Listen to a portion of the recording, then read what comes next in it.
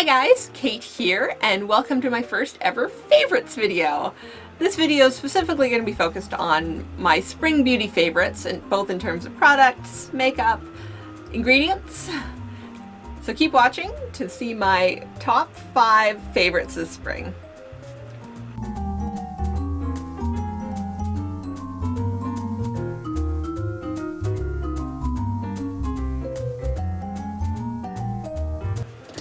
So I'm going to be talking about 5 things so far this spring that I've been loving. Obviously, video's not sponsored. Some may be linked with affiliate links, but everything I bought with my own money, my own opinions, they're just things I love.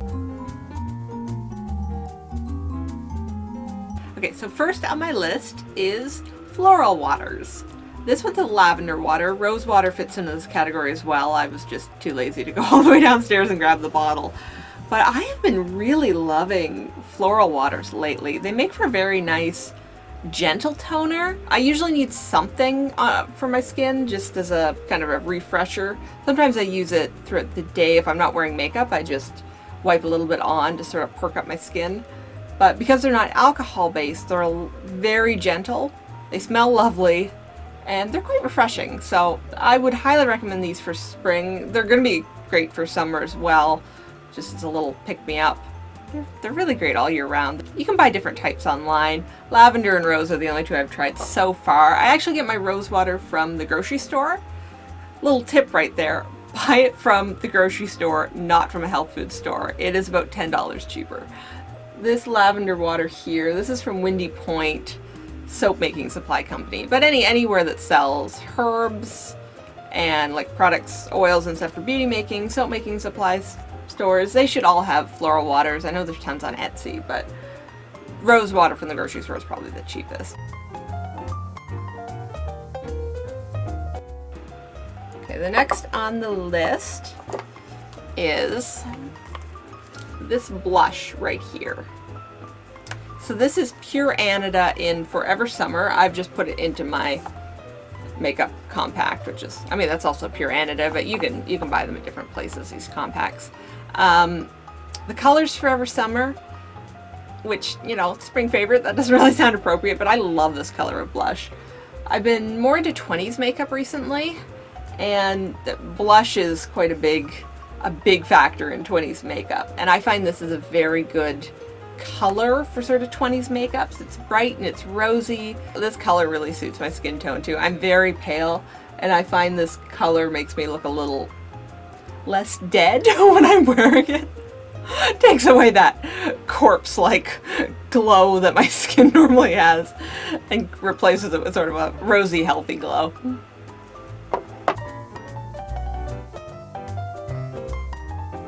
Next we have hair tonic. This is one of my homemade ones. I had a video out a little while ago with recipes for 3 different hair tonics.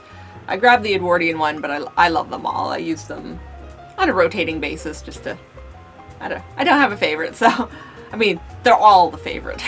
I have found they have been amazing for my scalp and my hair. My hair looks healthier, my scalp feels better. I have a lot of scalp issues. I get a really itchy scalp, it gets really irritated, but I find this stuff calms it down so well. I can't go back to not using a scalp tonic because it has made such a difference to both my hair and my scalp and just my comfort level. I'm not scratching and really irritated all the time. It's wonderful.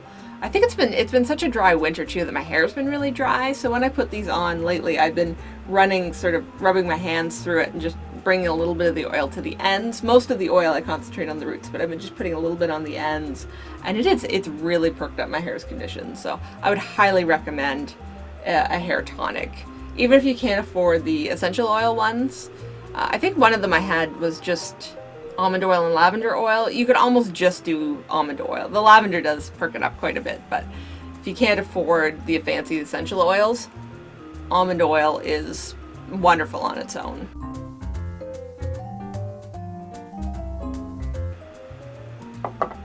Which brings me to my next favorite. This bottle of almond oil. I love almond oil. I've been really into it. I've been using it both on my hair and just as a general skin moisturizer. Again, this year, the wind and the cold and everything is just playing havoc on my skin. I don't normally have particularly dry skin. I've always had sort of normal to oily, but this year it's just, oh, I'm absolutely parched, and I've been putting almond oil on my face, on my lips, on my hair, just about anywhere, body, hands. I've been using it in skin creams. I've been using it in my hair tonics. This is an all-around wonderful oil. And some people find almond oil really heavy. I actually find my skin agrees better with almond oil than with some of the lighter oils like argan oil.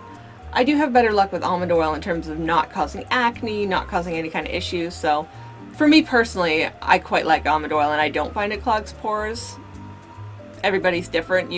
Your skin might not agree with it as much as mine does, but mine loves this stuff.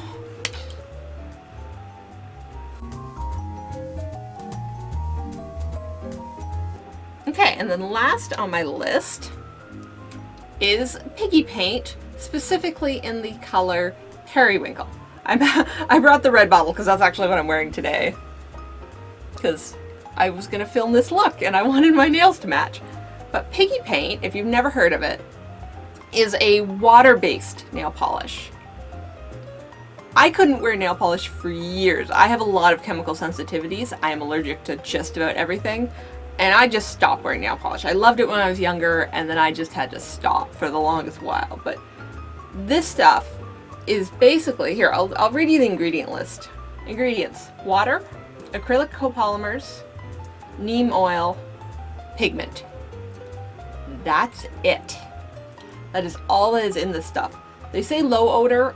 It almost has no odor whatsoever. It's non-toxic, kid-friendly. You're even supposed to be able to use this if you're pregnant, I believe. I'm not pregnant, but, you know, just for general information. This stuff is wonderful. And lately, for spring, I've been wearing the color Periwinkle Little Star quite a bit. So it's this lovely sort of purpley color. As I said, right at the moment, I'm wearing Sometimes Sweet. Just this beautiful red tone. But I have just been in love with this, specifically the periwinkle color this spring. They're great. I mean, I can't use normal nail polish, but even if you can, the chemicals in normal nail polish, it's scary. Even the non-toxic ones tend to contain a lot of solvents and all kinds of nasty chemicals. This is the most natural nail polish I've ever found. I find it doesn't bother my chemical sensitivity. It takes a little bit of getting used to in terms of application, but once you've done it a few times, it more or less goes on like normal nail polish. It's just a little slightly different consistency. It's a little thicker. You can add a drop or two of water to the bottle if they thicken up and you need them a bit thinner, but they are just slightly different in terms of the texture when you're applying them. But once you've done it a couple times, you get pretty used to it. You can just remove them with they sell a special polish remover, or you can just remove them with rubbing alcohol. So again, you're not using the heavy acetone based polish removers. So that is my last spring favorite. Well, thank you for watching. I have now joined every other beauty YouTuber in having a favorites video. I might do another one again in the future as sort of a seasonal thing. I'm not going to do a monthly favorite video. I don't use enough different products every month to do a monthly favorites, so I might do a seasonal favorites in the future. Please give me a like if you like this video, subscribe if you want to, and leave me a comment if you have a question, suggestion, or just a general comment. And I will see you guys next time. Bye!